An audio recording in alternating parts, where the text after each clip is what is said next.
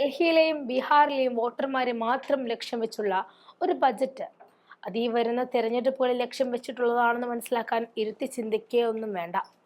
ഈ രണ്ട് സംസ്ഥാനങ്ങൾക്കും കൈനിറയെ നൽകിക്കൊണ്ട് BJP പണിതുയർത്താൻ നോക്കുന്നത് ഫേക്ക് ഇന്ത്യയാണെന്ന് തുറന്നടിക്കുകയാണ് ശശി തരൂർ. തൊഴിൽ ഇല്ലായ്മയും പണപ്പെരുപ്പവും എന്നീ വാക്കുകളെക്കുറിച്ച് ഒരക്ഷരം പോലും കേട്ടില്ല എന്നും ബജറ്റിനെതിരെ ആഞ്ഞടിച്ചുകൊണ്ട് അദ്ദേഹം പറഞ്ഞു. കൂടാതെ കേരളത്തിന് ഉദാരമായ ബജറ്റല്ല ഇതെന്നും തുറന്നു കാണിച്ചു. കേന്ദ്ര ബജറ്റിനെയും നിർമ്മലാസീതാരാമനെയും PTIക്ക് നൽകിയ അഭിമുഖത്തിൽ തുറന്നടിക്കുന്ന ശശി തരൂരിന്റെ വീഡിയോ ദൃശ്യങ്ങൾ കാണാം. Welcome, Dr. Tharoor, to PTI for a chat on the budget. So, what do you make of the budget? Do you think that enough has been done on the concerns that the Congress has raised about unemployment and inflation? We didn't even hear the words unemployment or inflation from the finance minister today. It was a mercifully short speech, but she didn't use either of those words, which is not so merciful. I mean, the fact is, yes, I suppose if you have a job and you have a salary and you're earning 12 lakhs or less, you have every reason to be happy. But if you don't have a job, it's not particularly clear from this budget where that job is going to come from. If you're living in Bihar and you're from an allied party, no doubt you get a SOP that will help you with your elections, which is a very curious message, actually, that this government has sent. A middle-class tax cut for the Delhi voter and lots of freebies for Bihar. But this is the same party that talks about one nation, one election. I'm sure the people in Andhra Pradesh are thinking, if we also had an election at this time, we might have got some freebies too. So good to have different elections in different years, because then Bihar benefits more than it would otherwise have done from a uniform scale. Those are the kinds of disappointments. But broadly speaking, what are the major challenges facing the economy? We have a major unemployment issue. Youth unemployment is at record levels, and even college-educated youth are facing large levels of unemployment. What's been done for that? Not clear from what we heard this morning. Second, you hear talk of manufacturing and exports, but for manufacturing to pick up, you need investment. Where is the investment going to come from? There's no acknowledgement that FDI is fleeing this country and has been now for some time, that domestic investment is stagnant. No one is putting more money into the economy. Without that, where will manufacturing go up? Where will jobs be generated? Where will exports go? You're looking at the situation now where manufacturing has plunged below 20% of GDP. I think it was over 25% in UPA, and we were trying to improve it. Now it's gone in the opposite direction. So there are some real concerns that despite all the slogans and perhaps the good intentions of the government, that we don't really have the kind of results that we're not seeing in any case from this statement of the finance minister, the kind of prospects of addressing these issues. And I think we'll really have to wait and see once we've gone through the fine print. And I'm sure you'll all be hearing from our party later in the day. Mr. Chidambaram will hold a press conference as usual. But at the moment, on a quick look and just having heard the speech in the House, I didn't get the sense that these fundamental issues have been fully addressed. So you've touched upon this. I would like you to elaborate on it. Do you think that this is more like an election budget aimed at Delhi polls and Bihar elections, and less economically prudent and taking the economy forward?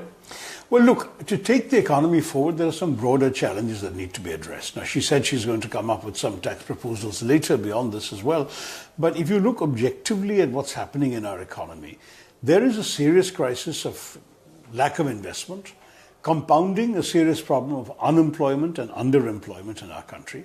GDP growth has dropped. It's now, they're projecting in the economic survey 6.4%, which is well below what they talked about last year. But in any case, if you want to get to that Viksit Bharat that the Prime Minister talks about by 2047, you need 8% every year from now to then. So each year that you slip below that, you're dropping.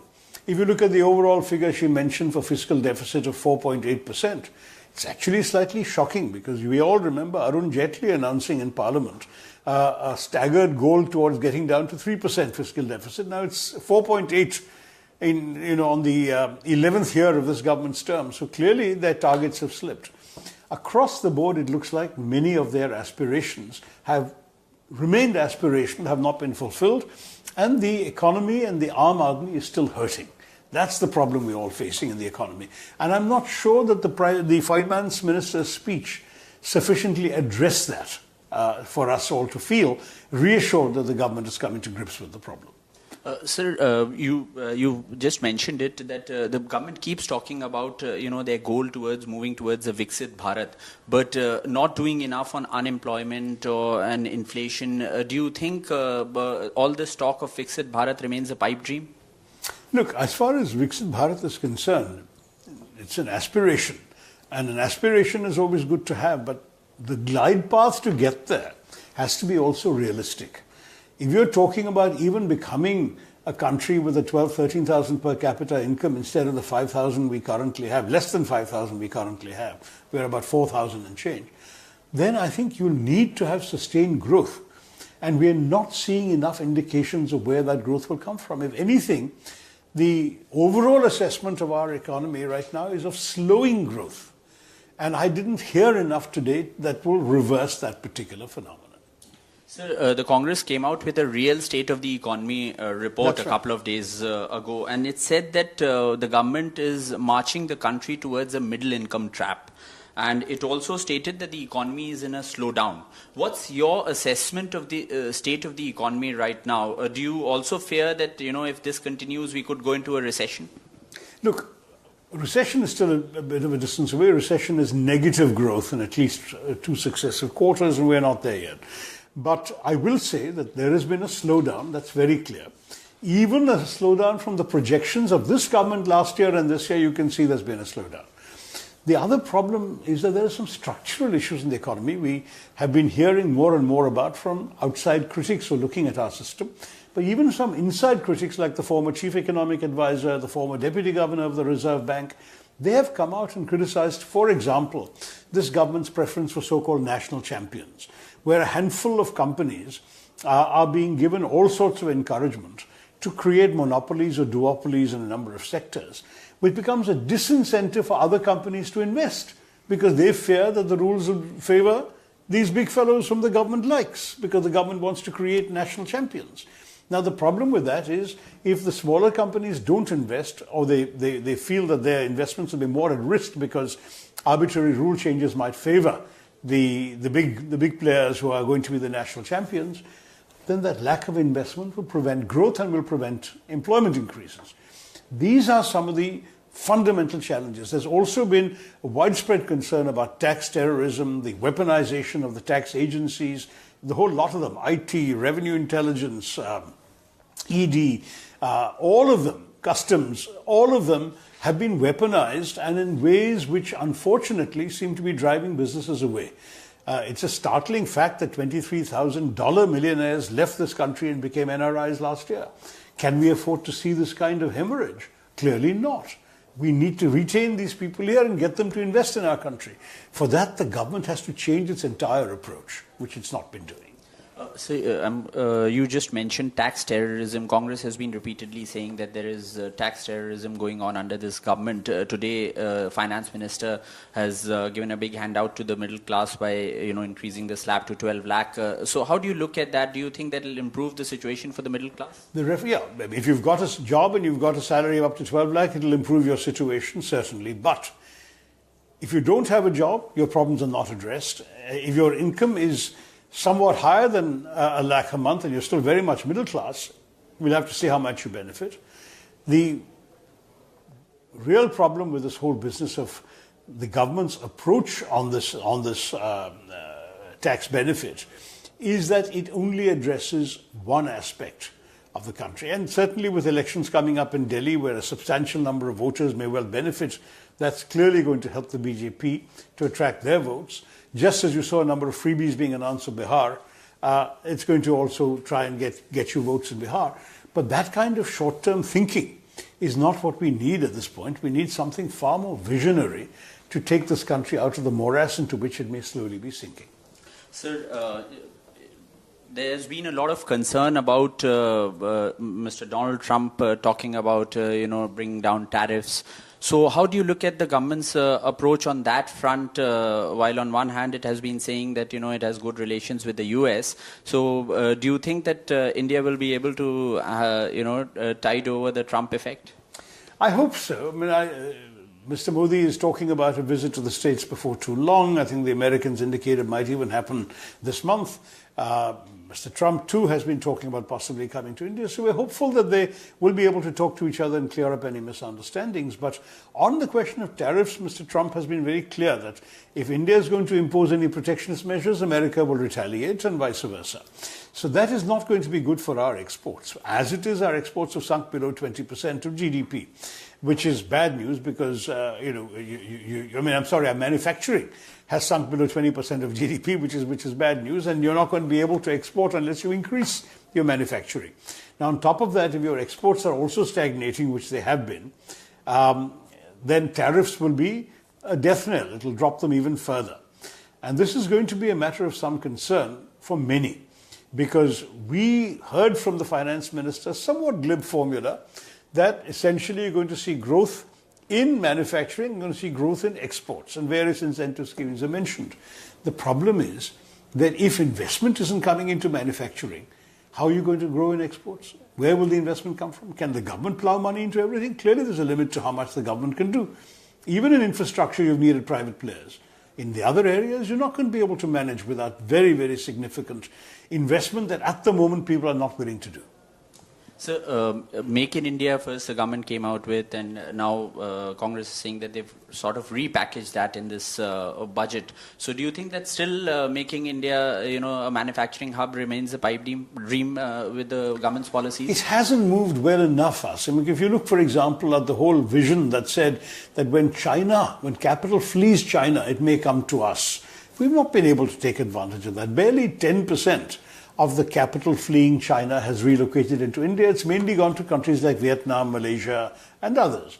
And this is even before Trump's election, when Trump has, of course, talked about his preference for jobs returning to America, and there'll be more onshoring, and of course, nearshoring, that is, countries like Canada and Mexico, provided they can escape the tariff net with America, may also get more capital flight from China.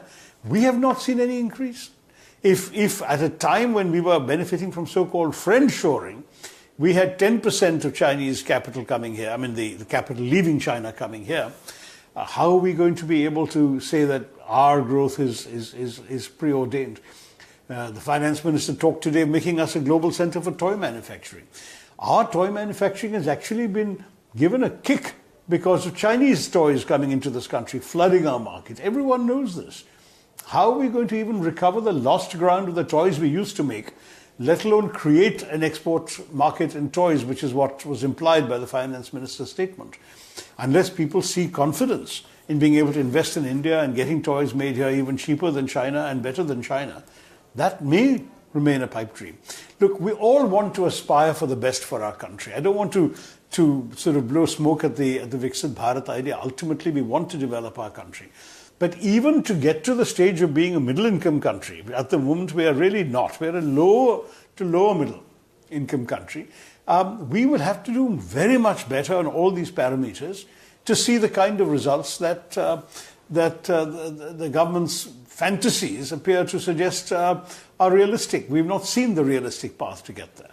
So just last couple of questions. I'll allow myself a political question, though it's related to the economy. Sir, BJP vehemently criticized the Congress and other parties for, giving out handouts during the election, and Prime Minister called it raveries. Now, BJP in its manifesto has also made similar promises. So how do you look at this whole issue of freebies being given by political parties? To be honest, I think it's becoming more and more unsustainable. This competitive populism means that if I was giving 1,000, you start giving 2,000, then I start giving 3,000, and the next thing you know, it's 5,000. Where is all this money coming from? It's coming from taxes. And already the tax burden is pretty high. I would suggest that especially now, it becomes very important to realize that at some point we'll have to call a halt to these things, or that these raveries will come at the expense of other government programs. The total amount of money available to the government is still finite. And there are vital programs that are being underfunded. Manrega, which is so indispensable for the survival of people in the rural areas, Manrega has been starved of funds, and as a result there are women waiting 7-8 months to get wages for work they've already done. Now, is that fair? Can the government go for short-term populism to win a state election today, while leaving people whose states may have voted already last year in limbo for months waiting for their salaries from Manrega, it's not right. And the delayed payments from the government, from the central government to the states for Manrega are just one example of a genuine symptomatic problem, that they spend money on freebies and they don't think about the larger structural welfare measures that they've already committed to. So my final question to you is an easy one. Everyone wants to hear what they say, tharoorism. So how would you describe this budget in your own imitable style? I think underwhelming on the whole. Underwhelming is perhaps not as strong a criticism as some others in my party might come up with, but it has not been up to the kind of problems we hoped they would address when the finance minister took the floor this morning.